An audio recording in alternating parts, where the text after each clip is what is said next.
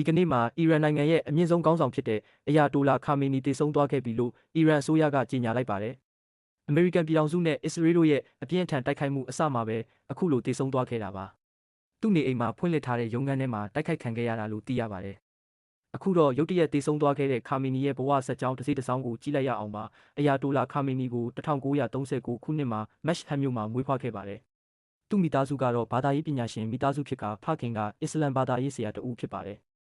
ခါမီနီဟာငယ်ရွယ်စဉ်ကစပြီးဘာသာရေးပညာကိုအထူးစိတ်ဝင်စားခဲ့ကအီရန်နဲ့အီရတ်နိုင်ငံတွေမှာအစ္စလမ်ဘာသာရေးပညာကိုဆက်လက်လေ့လာခဲ့ပါတယ်။အဲ့ဒီအချိန်ကအီရန်ကိုအုပ်ချုပ်နေတဲ့ရှားဘုရင်ရဲ့စနစ်အောက်မှာနိုင်ငံရေးမတည်ငြိမ်မှုတွေရှိနေပြီးခါမီနီကဘုရင်ကိုဆန့်ကျင်တဲ့လှုပ်ရှားမှုတွေမှာပါဝင်ခဲ့ပါတယ်။အထူးသဖြင့်ခိုမီနီရဲ့အတွေးခေါ်တွေကိုထောက်ခံကအီရန်တော်လှန်ရေးမှာတက်ကြွစွာပါဝင်ခဲ့ပါတယ်။1989ခုနှစ်မှာအီရန်တော်လှန်ရေးဖြစ်ပွားပြီးတဲ့နောက်ဘုရင်စနစ်ကိုဖယ်ရှားနိုင်ခဲ့ပြီးအီရန်ကိုအစ္စလမ်သမ္မတနိုင်ငံအဖြစ်ပြောင်းလဲတည်ထောင်ခဲ့ပါတယ်။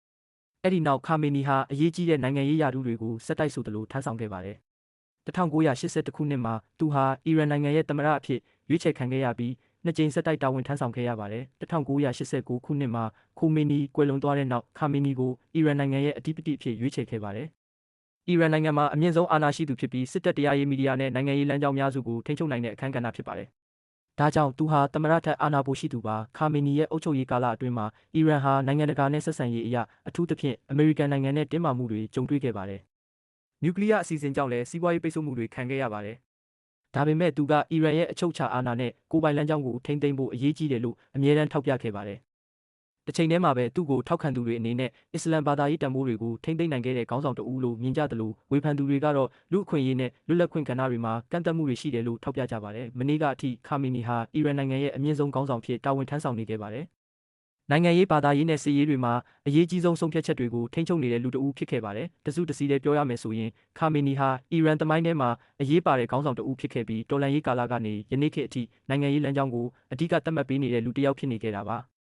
အခုတော့ကြီးကျယ်လာပါတယ်ဆိုတဲ့ခေါင်းဆောင်ကြီးခါမီနီဟာတည်ဆုံသွားခဲ့ပါပြီ။သမ္မတထရန့်ရဲ့သဘောထားတွေအရအီရန်မှာအစိုးရအပြောင်းလဲမလွဲမသွေဖြစ်လာနိုင်ပါတယ်။အီရန်လက်နက်ကင်တွေအနေနဲ့ဒေါ်နယ်ထရန့်ရဲ့ရာဇသံအတိုင်းခက်မြက်မြက်လက်နက်ချမယ်ဆိုရင်အပြောင်းလဲကိုမြင်တွေ့ရတော့မှာပါ။ဒါမှမဟုတ်ဆက်လက်ခုခံနေမယ်ဆိုရင်လည်းအရှေ့အလယ်ပိုင်းမှာအပြင်းထန်ဆုံးစစ်ပွဲကြီးဖြစ်လာနိုင်ပါတယ်။ဘာပဲဖြစ်ဖြစ်အီရန်နိုင်ငံကိုဆယ်စုနှစ်များစွာအုပ်ချုပ်ခဲ့တဲ့ခေါင်းဆောင်ကြီးကတော့ပဋိပက္ခဖြစ်ခါစားမှာပဲစောစောစီးစီးလက်ပြနှုတ်ဆက်သွားခဲ့ပါပြီ။